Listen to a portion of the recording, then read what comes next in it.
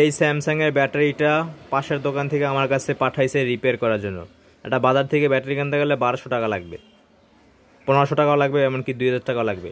Even এই ব্যাটারিটা আমি এখন ঠিক করবো। দেখেন এই সার্কিটটা ওই ভাইয়া পুরোটাই পুড়ে ফেলাইছে। ইভেন এর যে সার্কিটটা আছে এটাও পুড়ে ফেলাইছে, যে ফ্লাক্স কানেক্টিভিটি ফ্লাক্স। তো আমার কাছে একটা সার্কিট আছে স্যামসাংয়ের, আমি এটা এখানে লাগাবো। তো আমার সার্কিটে লেখা আছে, দেখতে পাচ্ছেন লেখা আছে A1। আর এই বাইরে যে সার্কিটটা পড়ছে সার্কিটেও কিন্তু লেখা আছে A1। আর এখানে সার্কিটে লেখা আছে লিকে EZ5, এখানে লেখা আছে লিকে EZF। তো এখানে লেখা আছে A50B3, তো এখানে লেখা আছে A50B30, এখানে A50B30। তো আমি এখানে এইটা লাগাবো। ব্যাটারিটা তোমার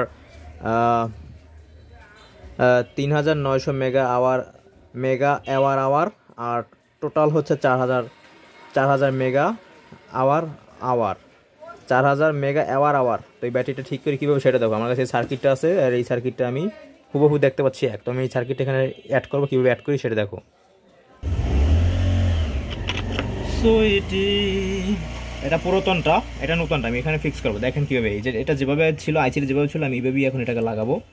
আইসি বরাবর এইভাবে রাইখা এইটারে খুইলা তোমার ব্যাটারি কানেক্টরের প্লাস আর মাইনাস খুইলে এখানে লাগাবো। এইভাবে দেখো, একদম সেম কীভাবে খুলে সেটা দেখো।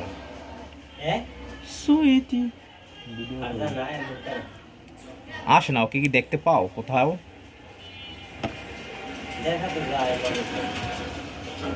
আমার কথা বললো, হ্যাঁ কি বলে,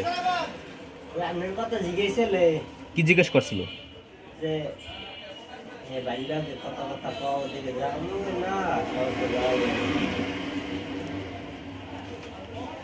এইভাবে কানেক্ট করবেন তাই তো কয় না আমার, হ্যাঁ ওরা যাই আইতে কইও, ওরে আমিও ভালোবাসি।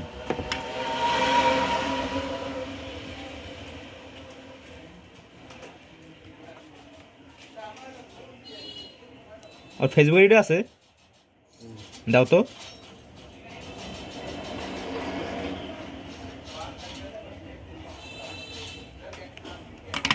বন্ধুরা দেখতে পারলেন আমি কিভাবে ঠিক করছি। পার্সোনাল কথাগুলো যে ভিডিওতে রেকর্ড হয়েছে সেগুলো শুনবেন না, সেগুলো সবারই ব্যক্তিগত কথা থাকে।